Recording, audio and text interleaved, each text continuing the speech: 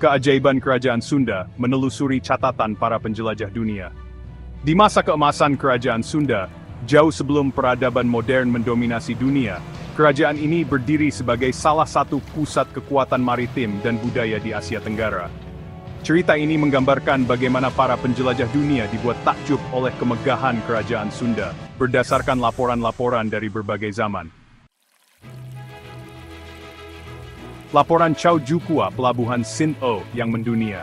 Pada abad ke-12, seorang pejabat dan pedagang Tiongkok bernama Chow Ju-Kua menyusun laporan tentang negara-negara jauh dalam bukunya, Chu Fan Chi. Ia menyebut keberadaan pelabuhan dalam-dalam, bernama Sinto, yang merujuk pada Kerajaan Sunda. Pelabuhan ini bukan hanya sebuah pelabuhan biasa, ia adalah pusat perdagangan internasional, di mana rempah-rempah, kayu gaharu, dan emas menjadi komoditas utama. Dalam catatannya, Chow Ju-Kua menggambarkan bagaimana kapal-kapal besar dari berbagai bangsa berlabuh di Sinto. Pelabuhan ini begitu luas dan terlindungi, memungkinkan kapal-kapal dari Tiongkok, India, hingga Arab untuk berdagang dengan aman. Para pelaut kagum pada sistem pengaturan perdagangan yang terorganisir, di mana barang-barang dipertukarkan dengan efisien, dan pajak dikelola dengan bijaksana. Wawasan dari Hirt dan W. Rockhill Kekayaan Budaya Sunda. Dalam analisis teks-teks Tiongkok yang dilakukan oleh Hirt dan W. Rockhill, disebutkan bahwa Kerajaan Sunda memiliki hubungan diplomatik dan perdagangan dengan dinasti-dinasti besar di Tiongkok. Para utusan Sunda sering membawa hadiah seperti cula badak dan emas, yang membuat Kaisar Tiongkok terkesan. Laporan ini menekankan betapa majunya peradaban Sunda dalam hal diplomasi dan perdagangan.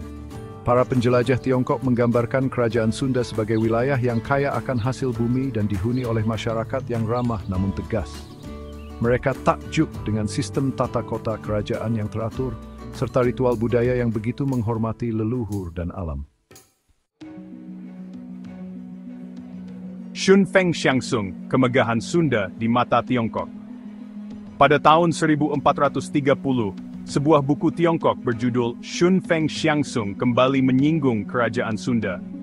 Buku ini menyebutkan bahwa pelabuhan Sunda menjadi salah satu tujuan utama dalam jalur pelayaran Asia.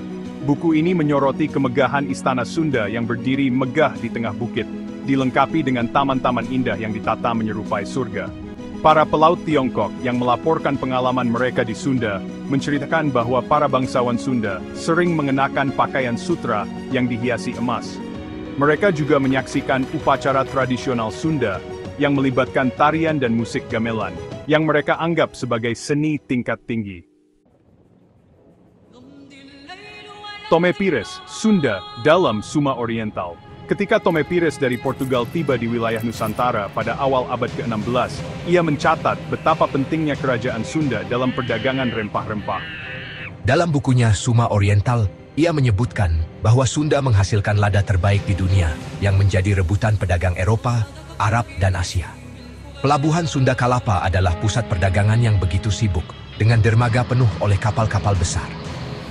Raja Sunda adalah seorang pemimpin yang bijaksana, yang mampu menjaga hubungan baik dengan pedagang asing tanpa kehilangan kendali atas kerajaannya.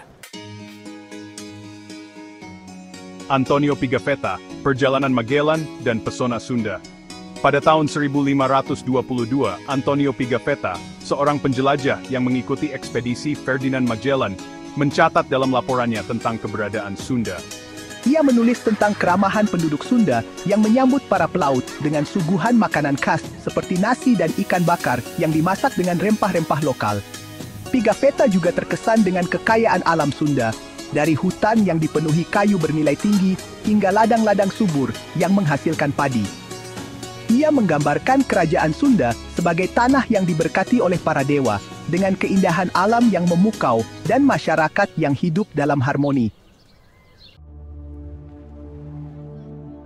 Kesimpulan, Sunda, permata dunia maritim. Dari Chow Ju-Kua hingga Pigafetta, Kerajaan Sunda di mata para penjelajah dunia adalah sebuah keajaiban. Dengan pelabuhan besar, kekayaan alam melimpah, dan budaya yang maju, kerajaan ini menjadi salah satu pusat peradaban paling berpengaruh di Asia Tenggara. Cerita tentang Kerajaan Sunda tidak hanya memberikan gambaran tentang kemegahan masa lalu, tetapi juga membuktikan bahwa kerajaan ini memiliki peran besar dalam sejarah global. Hingga kini, jejak kemegahannya masih terasa, menyimpan misteri yang terus menggugah rasa penasaran para sejarawan dan penjelajah modern.